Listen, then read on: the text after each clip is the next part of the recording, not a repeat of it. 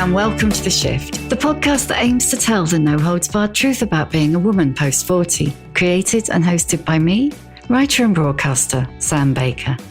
My guest today is author, endurance athlete and ex-BBC Breakfast presenter Louise Minchin. Louise is, of course, best known for her 20-year stint on the BBC Breakfast sofa, but she's also been main news anchor on the BBC News, presented The One Show, and participated in a host of reality TV shows, including I'm a Celebrity, Get Me Out of Here. Since leaving the sofa, she's chaired the Women's Prize for Fiction, honed her skills as an endurance athlete. She qualified for the Great Britain age group triathlon team in 2015. She doesn't do things by halves. And turned her hand to writing. Her latest book is a heart-stopping thriller called Isolation Island, which takes 10 celebrities and dumps them in a derelict monastery on a remote Scottish island. Think I'm a Celebrity meets Traitors with a splash of Big Brother, and you're kind of more or less there.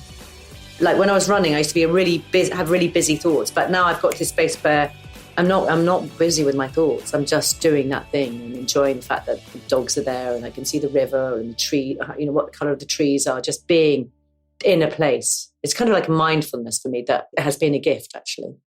Louise joined me to talk about the importance of putting women of all ages centre stage and how she built a new career off the breakfast sofa. We also discussed how perimenopause robbed her of herself, the power of adventure, how she learnt to love her body for what it can do, not how it looks, and why she wants to encourage more women to take a risk in midlife.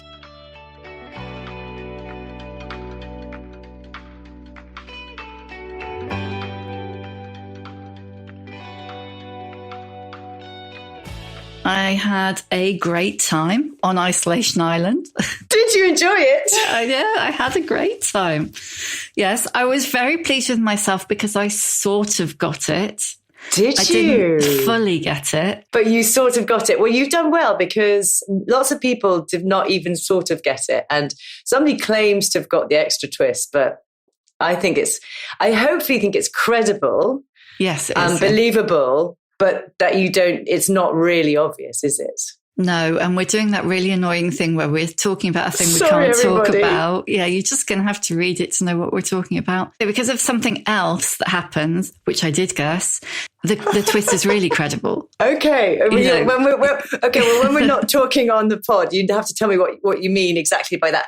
But what I loved about writing fiction as opposed to non-fiction, because obviously I've written 2 non-fiction books, was I used to always, like you, interview authors and they would say things like, oh, my characters just do things I'm not expecting. And I would look at them and think, how can that possibly be true? Mm.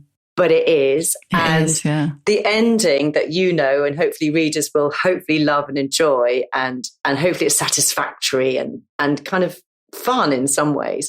The ending, I'd written it one way, and then I was having a conversation, those conversations, my poor husband has been through every single iteration of this book.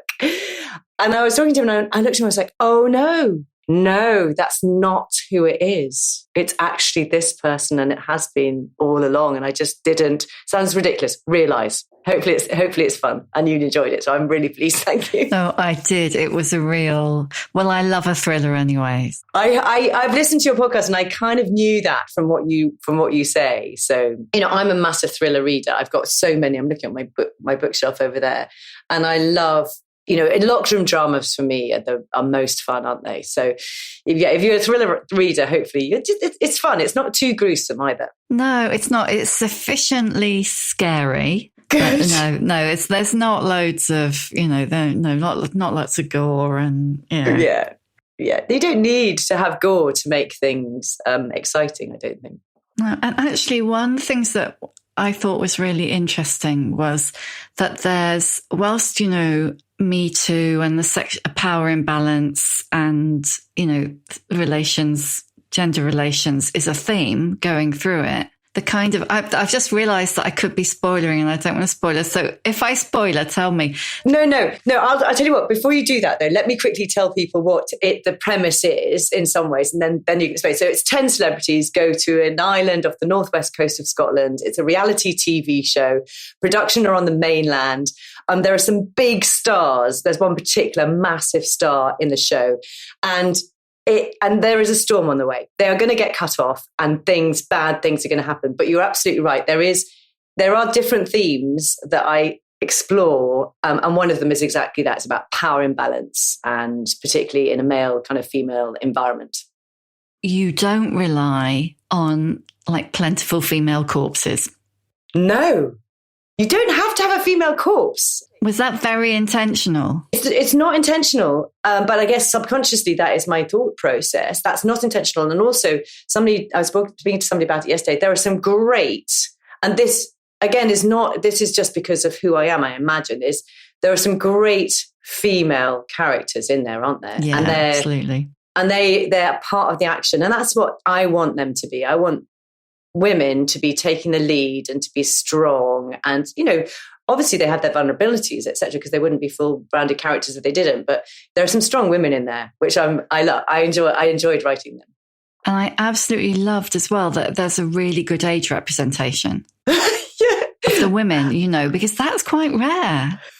So how old do you think they are? That's a good point. Well, the women, I think I said, actually. Yeah, I think what is it? Jude, is she in her 50s? Yeah, she's in her 50s. So you've got Jude in her 50s, who is she's a powerhouse of a woman. She's Dragon's Denny, isn't she? Yeah, she's got her own business.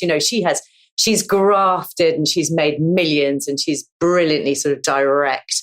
And then you've got the social media queens. They're sort of, they're not Instagrammers. I never say, I don't think I mentioned Instagram in the book, but they're social media. They're influencers, aren't they? Yeah, absolutely. Beauty influencers, yeah. But I loved them. I love writing their characters, because I don't have beauty influencers' daughters, let's be really clear, but they do follow beauty influencers. Yeah. They are influenced by them. And I always, there's all sorts of people I follow on various social media who I just find absolutely intriguing. So I wanted to write them. And I'd never seen that in anywhere, actually, either on reality TV itself or in a book, that, they're sort of pairing, because they do often come in pairs, don't they? So I wanted to write a pairing. Yeah, and they give you loads of dramatic license as well. No, they're all of the female, well, all the characters are great, actually, but all the female, it's great to see, but not surprising to see, really, a full range of female characters. Oh, thank you. But it's so interesting, because you write it in a space where you're on your own and all the rest of it. And it's so lovely to talk, to see what people see in it. And all of that is kind of, I suppose it's subconscious, but it's very important to me. Female representation, all different age groups, different backgrounds. It's really important to me. So I can't decide. I was just thinking, shall I go books or shall I go reality TV? Let's stick with the books for a moment. Do whatever you like. Let's stick with books for a moment. Like me, you're a big thriller reader. So, but also like me, you've judged the Women's Prize. You chaired it. Yes. So how did you find that enormous variety of reading that you have? Because you really do get thrown in the deep end of, stuff that you would never pick up. Oh my gosh. So being part of the Women's Prize was one of the things that I have most enjoyed in my sort of career. And I'm sure you feel the same. Loved it, yeah. But it is really something. I spoke to somebody beforehand that I knew about it. And she said, first of all, have you got the space? Because I have, I think, some over 80 books or something that arrive, don't they, in these enormous, it's quite intimidating, cardboard boxes of just books. And many of these books have not been, oh my gosh, somebody just offered me a coffee, my lovely husband. Oh yeah, oh God, does he want to nip round here? Oh, here you go, look at that. Oh, thank you. No. Oh God, mine's buggered off out. Oh God. Anyway, so they arrive in these big boxes, and my point is that a lot of these books have not been out, so they've not been peer reviewed in some ways. So you really are kind of first reader, which is super exciting and also super intimidating. And I would literally just pick the book that was on top. and I actually deliberately then did not go and look for anything about the author or their previous work, because I thought, let's just try and judge it as much as I can because that's what's important about the Women's Prize. It's judged on the writing, on the book. I mean, it just blew my mind. We've got, Barbara Kinsolva won for the second time with Demon Copperhead. Which is the most fantastic book, isn't it? She's been on. She's amazing. Oh, yeah. So I haven't listened to, that was the next one I was going to listen to of yours, because she's a wonderful, super bright, talented, creative person, writer. I just think, to celebrate women's writing is so creative, so wide ranging. And it was super exciting to do. But yeah, let's be really clear. My book is not a work of literary art. It was never designed to be. And that's the point about books. There's books for everyone, aren't there? And even in our shortlist last year, so it wasn't this year, it was last year, there are an amazing range of books there. Was writing always on the cards for you when you left the sofa? Yes. So I wrote Dare to Try, which is about my journey into basically doing no sport at all from the age of 15 to the age of 45. Like so many women, yeah. Yeah, exactly. And so I wrote that's about my triathlon journey, and that came out, I think, in about 2018. It's over there. And then Fearless. So Fearless Adventures with Extraordinary Women, which came out last year and is a non-fiction book. I had the idea and I knew that I was going to write it before I left BBC Breakfast. And I had the idea, and I'm sure lots of people may have read maybe the introduction to it, because I'm really passionate about two things in life: women's stories being heard and being told, and about the power of adventure. And I noticed when I was on BBC Breakfast, and I've been there 20 years, that when we talked about stories of endeavouring, being courageous and climbing the highest mountains and rowing the vastest oceans, guess what? Almost every person we spoke to was a man. And I just, at one point, it was another interview, which was an incredible man who was doing an incredible feat. But I just literally had this kind of moment when I'm just like, I'm not doing this anymore. What's going on here? Is it that women don't do these things, or is it we don't talk to them? The book is the answer to that. I think you probably know the answer to that. Most of your listeners know the answer to that. Women are doing amazing things. We just don't hear about it. So the book is my response to that. So one of the things, if you go into a bookshop, and I do it regularly because I love, I'm a reader, and you go to the sports section, and it is just a sea of books about men or written by men. And I haven't done the figures on it, but I just take pictures. And I was like, I want to be. So when we turn up and we look at those, you need to see it, to believe it, to be it, etc. Don't absolutely. you? So I'm winning at life because it's now on bookshelves, and I've been into Waterstones, and it's now in WH Smith, which is a massive achievement. And independent bookstores are the life and soul of authors and for readers. So thank you to all the incredible independent bookstores. But to try to just needle in and get into that mainstream for me is really, really important. And, and hopefully, and it's doing that, and that's great. And the women in the book are incredible, but there's not, there's 18 of them, but there could be many, many hundreds in there. But what I love about the book, and I've been and done masses and masses of lovely talks and literature festivals and schools, is that it has its own journey, and it drops like dropping a pebble into a lake, and then it's causing ripples, and people are going to do their own challenges because of that book. And I just think that for me is winning at life. That's what you're about. But I know you've talked a lot about your own triathlon journey, but do you think that pursuit of the return to exercise, the pursuit of adventure, endeavour, putting yourself out there, pushing yourself, do you think that that's a midlife and beyond thing for women? Gosh, I mean, I hope it can be. I think a lot of us do, I think that maybe you can get to a stage, can't you, when hopefully you've done your main job, but that might be family-wise or it might be career-wise. And actually, maybe this is a time when you can go and do something for yourself. And I do meet lots of women who are, taking up adventure, I kind of call endurance adventure later in life. I just think it's hugely, if I could encourage people to do so, it's hugely empowering. And, for me, being outside, I can see the lovely trees now. Being outside just brings me so much peace, actually. That's what it does for me. I don't need to be competitive anymore. I've really got no interest. I mean, I'd rather have a laugh on a swim, whatever it is. But we shouldn't be afraid of it. You know, there's so many places you can find your tribe or people who will go open water swimming with you or whatever it is. You know, I just think there's so much to explore there, and you get so much back in your own personal life from it that I would just encourage people to go and try and do some fun, what I think is fun stuff, except maybe it's not everybody's fun for you. I mean, you were a sporty kid, weren't you? And I was a sporty kid, like me, like loads of other women, and in fact Joe Wiley, who's been on, packed it up at 15 because, I don't know, hair, boys, body. What was it for you that made you stop? Oh my gosh, so I saw Joe on the train yesterday. Oh, I had such a lovely chat with her. I was going down to London. Anyway. She must have got on at, Milton Keynes or something? Yeah, she got on Milton Keynes. Yeah. Of course she did. Anyway, I was so excited to see her. She's an absolute icon, isn't she, of how to be fabulous. Yeah, she's got more fabulous with age. But you were involved, you were instrumental in that because you started her on the triathlon tip, didn't you? Oh, thank you. Yes, I didn't know, but people knew or remember that. Absolutely. So back in the day, when I was just written my book, I had a podcast about, I can't remember quite what it was called, but basically we took I can tell you, it was Tripod. I can't believe you can remember that. I listened to one yesterday, that's why. Did you?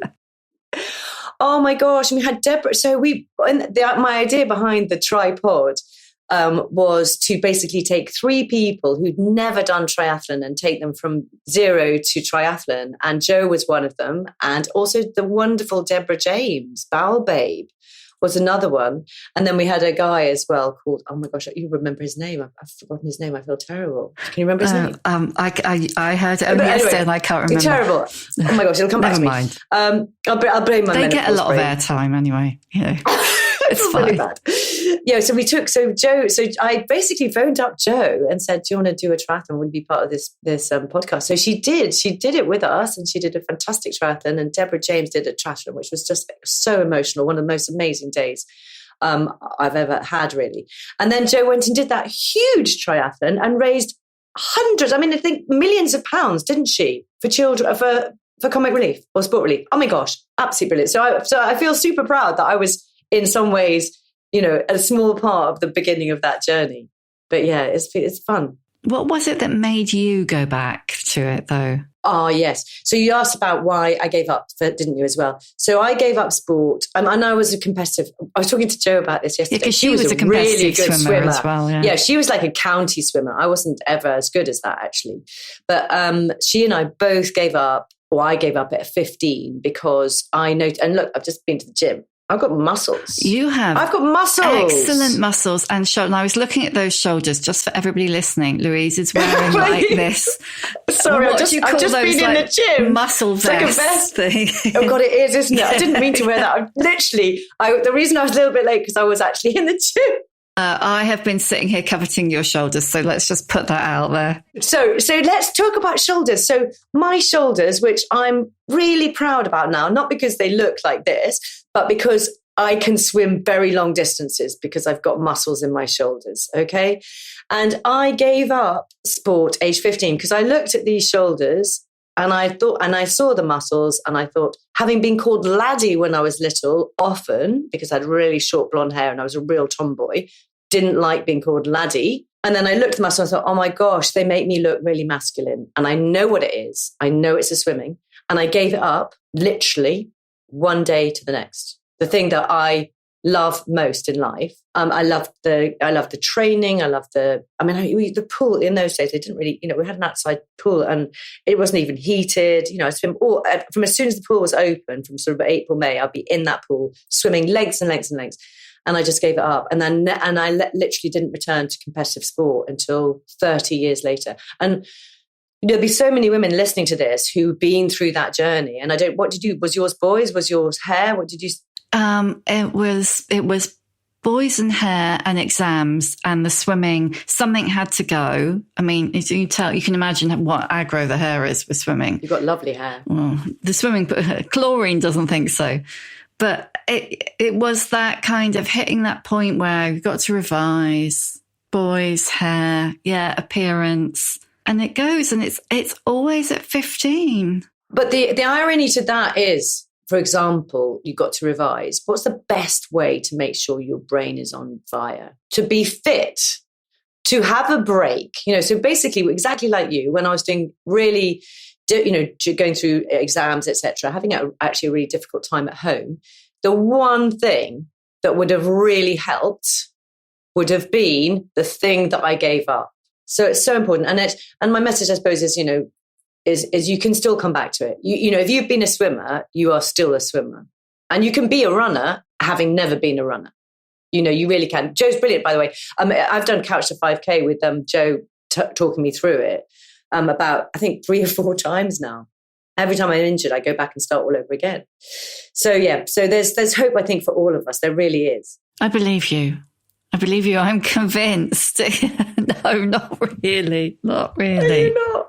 Oh, I wish I could convince you. Have you got Fearless? I'm going to send you Fearless. If you I've got it. You've got it. I still haven't convinced you. No, you have. I do believe you. I'm just, I think I was a very good swimmer. I know that you were swimming from kind of toddlery, weren't you? I didn't even really learn to swim until I was 10. But then once I learned to swim, I was like right in there. But in terms of running and things, like I'm a rubbish runner. Am I, though. You're not. How can you say that? I am. I promise you. I'm really slow. I just like it. I'm slow. You just, for me, it's all about, embrace what you are. Do you see what I mean? I do myself down because, of course, I have run long distances, but I would not say I'm a fast runner. I just like being outside, and you've just got to do it for yourself. Don't compare yourself to anybody else. Just do it because you like it. And running, my favorite kind of runs, let me tell you, are basically like trail runs, because guess what? You have to walk loads. Yeah. Maybe I should try that. That's trail what running. It is. You just run on the flat, easy bits, on the ups and the downs. Walking. There is no shame in walking in a run. Have you ever spoken to Sabrina Pace-Humphreys? No. Do you know her? She's an amazing trail runner. She's been on the podcast as well. You have to go and check it out afterwards. No, I think you and her would have she's done loads of the mad, not the triathlon, but the kind of like what's the run where you run up the spine? Oh yes, that's it's called the Spine. Is it called the Spine? It's called the Spine. That's very, very hard. I think is it the Pennine Way? Is that what it is? Yeah, I think so. Yeah. Oh my gosh, that's one of the hardest races that there are. But if you put yourself in, if you are able and lucky enough to put yourself in difficult, challenging situations and get through them, I just think you build so much resilience in yourself. Some of the hardest things I've done, I did this extreme triathlon called Patagon Man. I'll just do it quickly. I don't want to scare people, but it's a 2.8. So it's a 3.8 kilometer swim. So that's about 2 miles, 180k bike ride. That's 112 miles, and then a marathon. So it's a long day out, right? Day out. Oh it's my a long God. day out, like 16 and a half hours. But I did that, and obviously I trained a lot for it, etc. And then the buzz I got from that, honestly, for 3 months, I'd wake up in the morning going, am I still buzzing? Oh, yes, so I am. So it's the adrenaline, it's the endorphins that keep you going. But they last, and they keep going for a while.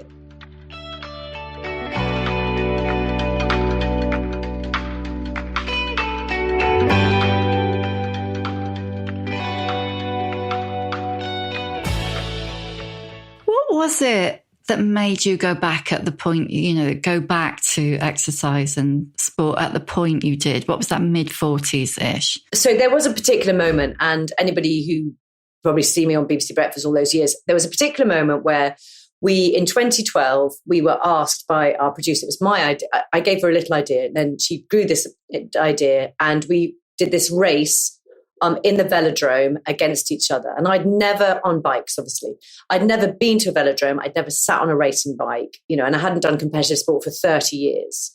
And on that day, my lovely friend, Bill Turnbull, was heard to say, I can't be beaten by a girl. Brag to a bull. If anybody knows anything about me, that was enough to make me really consider what I was going to do. And I absolutely, when it came up to my moment to race, I absolutely floored it, put everything I possibly could on, and beat him by half a second, which was hugely rewarding. But it wasn't even that. It was, he gave me a lifelong gift, genuinely, by saying that, because I wouldn't have bothered otherwise. I would have just like played it safe and, got round and enjoyed it. But I went over the finishing line, and then I just had this moment. And I remembered, I was like, oh my gosh, I love to race. I forgot how much I love sport. I love racing. I love putting everything on the line, going for it, all the rest of it. And I took it up, and the next day bought myself, much to my husband's horror, a racing bike, the helmet, the shoes, the cleats, the special jersey. It's not a jersey, it's just a top. I bought everything.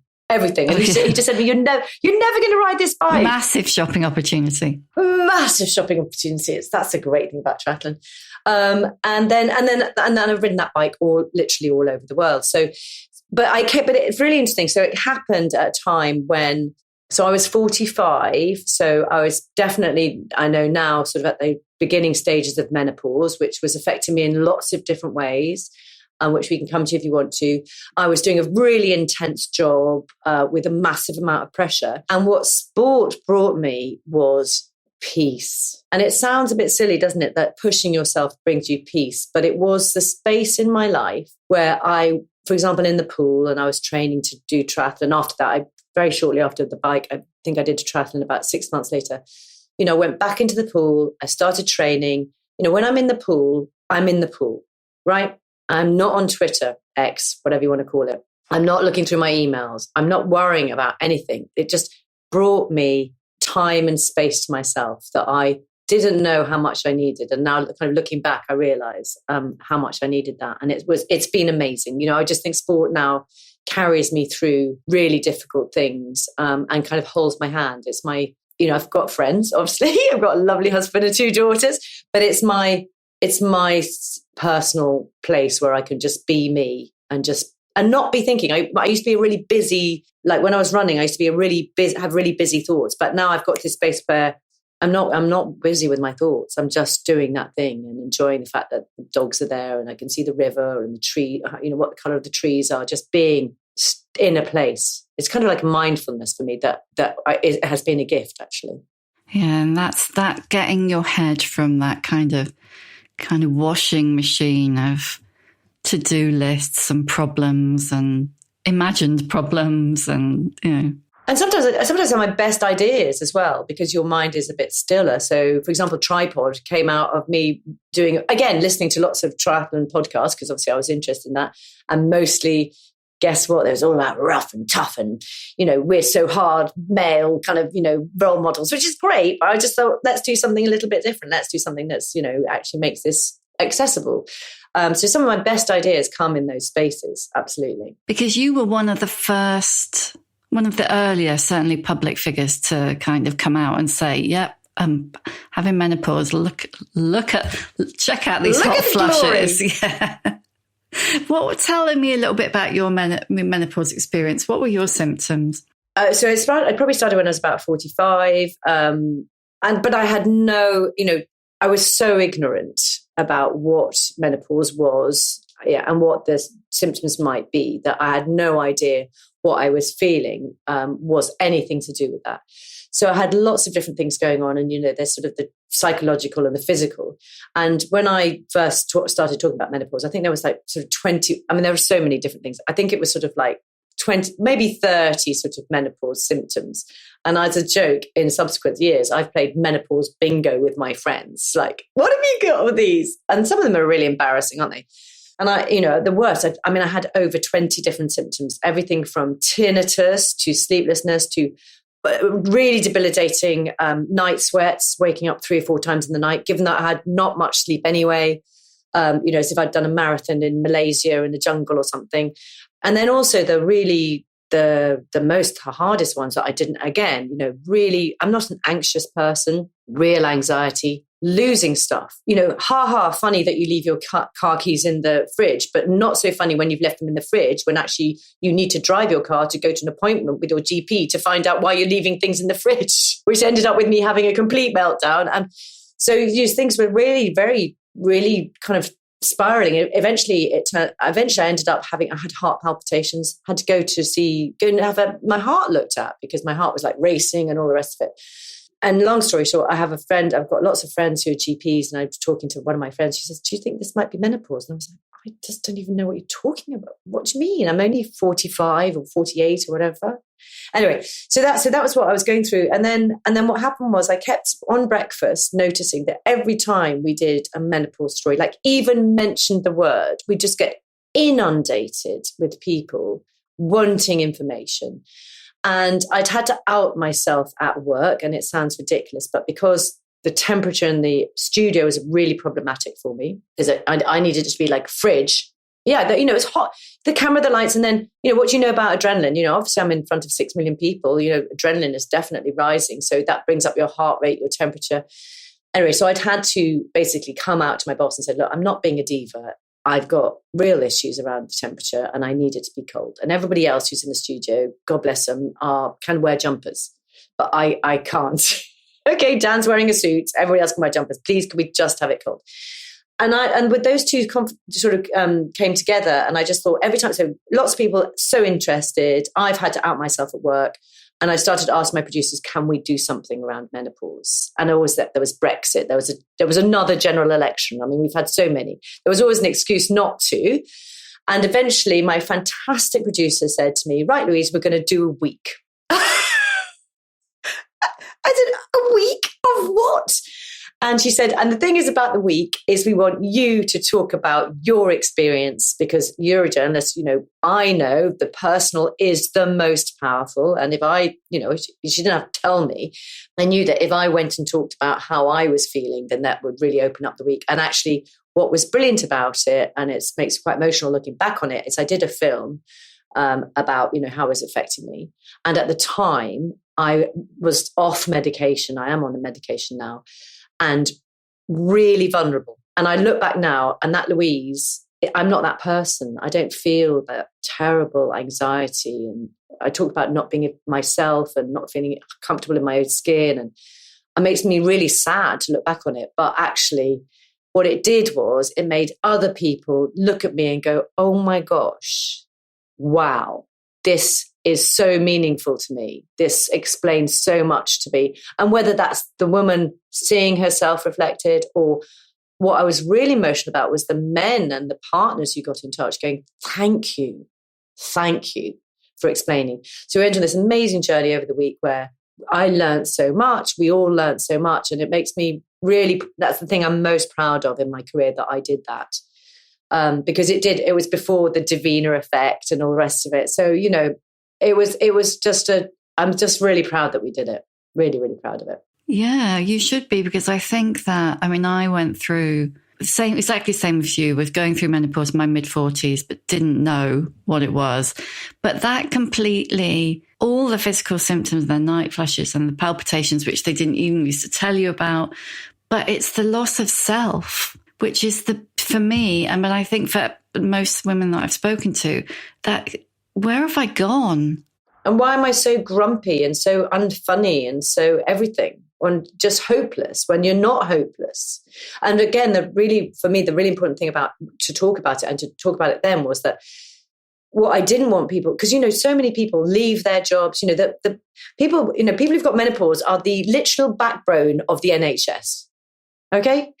We need them to stay in their jobs, to feel like themselves, to be okay, to have access to information, to have access to help if they need it. So for me, that's why it's so important to talk about it, that, there is help out there. It can be okay, and to make people aware that where they can find it, etc. So yeah, the loss of self is devastating, I think, actually, for people. When you left the sofa, it's a big deal leaving a great big job like that, that's actually more you than you at some points. Did you have a bit of an identity crisis? No, that's a really interesting thing. So I've left 2.5 years ago, and that was something I thought about long and hard. And like you say, it takes a certain amount of tenacity. I don't know what you would call it. It takes to make that decision to go, I've got this incredible job. I'm really well paid. It's got enormous status, and to close the door on it is really very scary. But I've jumped off a ferry in the dark in a field where orcas swim. Okay. So as soon as you come back to the kind of virtuous circle, right? Yeah, that's a good point. But, you know, I feel really, you know, I was very grateful that I was able to make that decision. Nobody made that decision for me. I wasn't being told that I was to this, to that, to the other, whatever it might be. Yeah, identity is a really important thing. And so it's 2.5 years on, and I've written 2 books, and, you know, I would call myself a writer now, and I'm absolutely going to continue to do that. And I do have moments when I go, oh my gosh, why on earth did I do that? But then I think, oh, thank goodness I did that. Do you see what I mean? So the moments of thinking, why on earth, are this big. And yeah, I think identity is a thing that changes over time, and the labels you give yourself are really important. Like, you know, I wasn't an endurance athlete 10 years ago. I am now. I wasn't a writer 10 years ago. I am now. But it's, you know, I wouldn't say it was a entirely smooth path, but I couldn't be more delighted that I did make that decision. Really, you know, it's given me opportunity to go and, I don't know, just, you know, write things that I really want to write, explore things I really want to write, do things, you know, Kate Moss from the Women's Prize had asked me for years to judge that prize, for years. And I'd had to say no, and just explore the world in a different way. And I'm still part of that gorgeous, wonderful BBC Breakfast family. You know, people still do recognize me, which kind of shocks me. And that's lovely, because I just think, you know, you are invited into people's houses in a really sensitive time of the day. And that's a huge privilege. And I feel hugely privileged to be part of it. But yeah, I wouldn't say it was, you know, 99% of the time, I'm really happy. And sometimes I go, oh, yeah. What? I think that's normal. What was I thinking? Yeah. but then, you know, then I think 3:46 in the morning. And that was what got me in the end, was just the relentless hours. Yeah. And just being constantly jet lagged. And I'm not anymore. I'm not. And that is a massive relief. And in the winter, you must have felt like you hardly ever saw any daylight. Oh my gosh. So I caught a flight recently, and I can't remember. My daughter said to me, gosh, it's dark at this time in the morning. Or there were only 6 weeks of the year that I got to work and it was light. Only 6 weeks. Oh God, yeah. And again, that's back to the exercise thing. One of the things I kind of realized, thankfully, quite early on was, so I'd go to breakfast, I'd do the show, I'd finish, get home around maybe about 11, absolutely exhausted, probably have a sleep in the afternoon. By the time I woke up, it was dark. So I realized quite early on that I was not actually really seeing any daylight. So again, so I would then change it. So I'd come back home, go outside, do an hour's exercise. So at least I would see the lights. I mean, it sounds, you know, ridiculous. And people have really tough jobs, you know, shift work. There are a lot of people who do shift work, and it is really hard on your body. Yes, it really is. Not what our body is designed to do. No, mine's certainly not. No. Somebody said to me, and that was one of the deciding factors. A sleep expert said to me, what would you do if you weren't waking up at 3:46 to go to work? What time would you wake up? And I knew the answer to that because it had been COVID and we'd been in lockdown and I'd had holidays like everybody at home. And the answer to that question was 9:15. 9:15. Oh my God. And he said, you're struggling with biology. Yeah, you're actually going against your makeup. My body clock. Yeah. And I just thought, well, that's a message, isn't it? That's a really important message. You have to listen to things like that, I think, sometimes. Or I was maybe just open at that point. But yeah, it was hard. I found them really hard, those hours.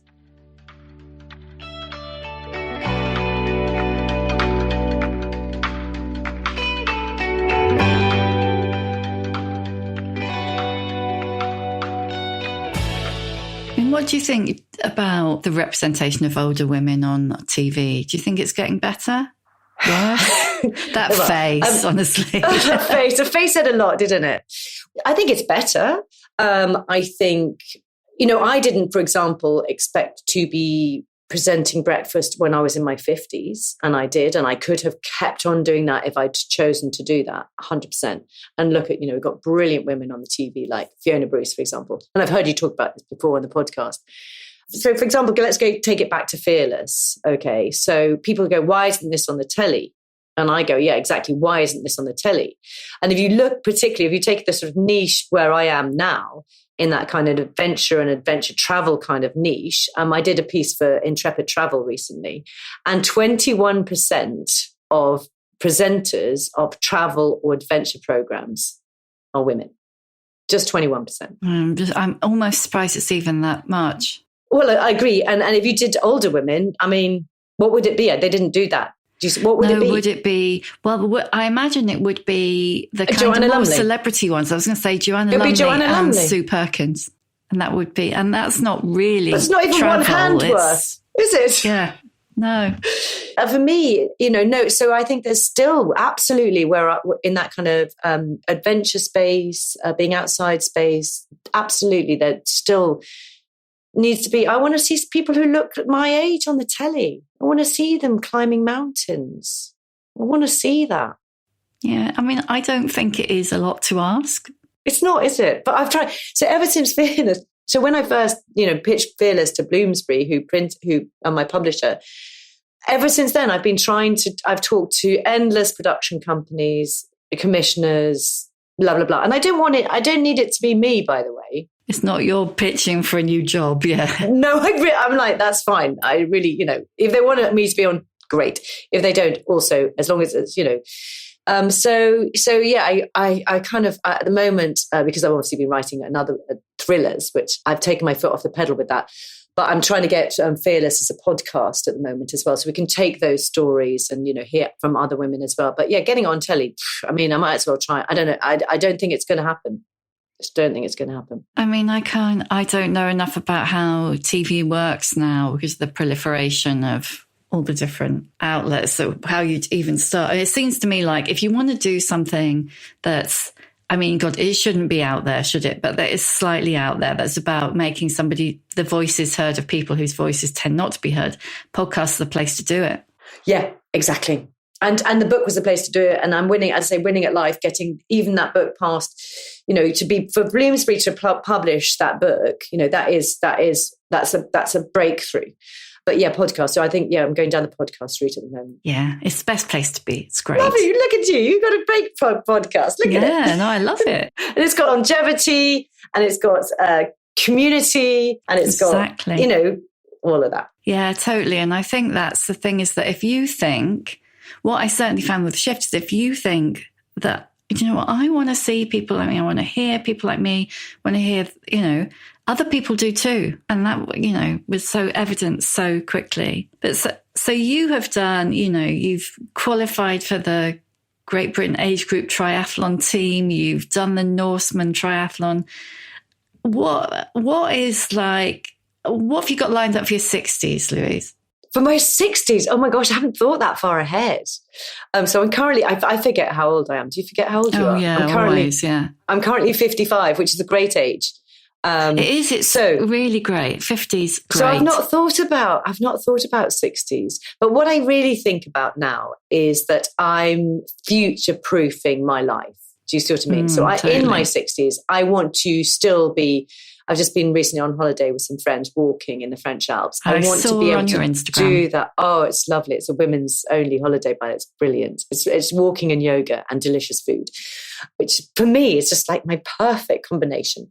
So yeah, I want to still be doing that. So I think it's very much about kind of concentrating on future-proofing myself. And that includes, like today, I've been doing strength and conditioning, lifting weights. I've never done that. I didn't do that before I was in my 50s. So still doing adventures. And for me, it's always now about doing something that, for example, this year in September, I'm doing it's called the Scilly Challenge. It's swimming around the Scilly Isles. And I'm so excited about it. I wanted to do it for ages, but it's, it's not inconsiderable distance. It's 15 kilometers of swimming over 2 days. And you walk and you swim around the islands from one island to the other. Super excited about that. So for me, I think always having something that I think is fun in my diary is massively motivating. So gosh, no, I haven't thought about 60s, but yeah, I better start thinking about it now. Better be big. Now, when you've done the Scilly's challenge, there's an amazing swim you can do between Kefalonia and Lefkada. Now you're talking. Those straits. It's probably a similar distance. Oh, now you're talking. I know exactly. So I've recently been away. I was in Paxos and I was looking at the mainland from Paxos. I was thinking, that's definitely a big swim, but it would be amazing. Right. Okay. Well, thank you for that. Over in the Ionian. Oh, totally. It'd be right up your alley. I mean, you're obviously like a massively positive glass half full person. And I could see that exercise massively played into that. But how have you also changed emotionally as you've got older? Oh, that's a good point. How have I changed emotionally? I used to be very emotional. Before my daughter, Mia, who's now 23, was born, I was a crier. I used to cry a lot. Really? Interesting. Yeah, like all the time, honestly. But I won't go into it too much. But when she was born, really long story short, a week after she was born, my appendix burst. Okay, so I'd had an emergency C-section and my appendix burst while I was in hospital. And I was extremely ill, so ill that I thought I was going to die.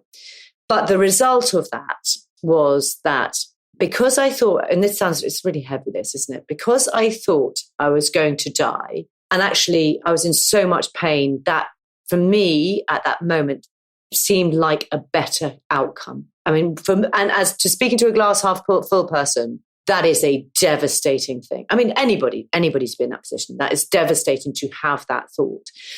But what it's left me with is this absolutely, I mean, I don't cry. I just do not cry because guess what? The worst nearly happened and it didn't. So every day is a blooming bonus. So it's made me, I'm not saying it's made me hard. It's just made me just not be emotional about stuff. You know, like what actually matters here is that I'm here.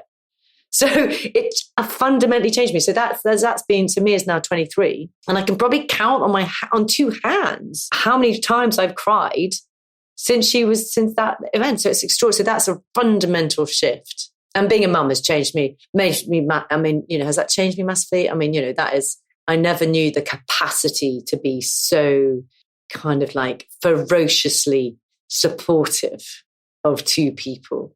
You know, I didn't know that was a thing and how much you can love them and how much love there is to give. And you know, I've got 2 children. You'd have 5 and I know that you'd still feel the same, or I would feel the same about 5, 10, whatever it is. But yeah, the ferocity of that feeling is amazing. Have you had empty nest? Yeah, but I did terribly, but it's okay. I didn't know it was okay. So when Mia first went to uni, I was devastated. You know, she left this sort of vacuum in the house that I had no preparation for.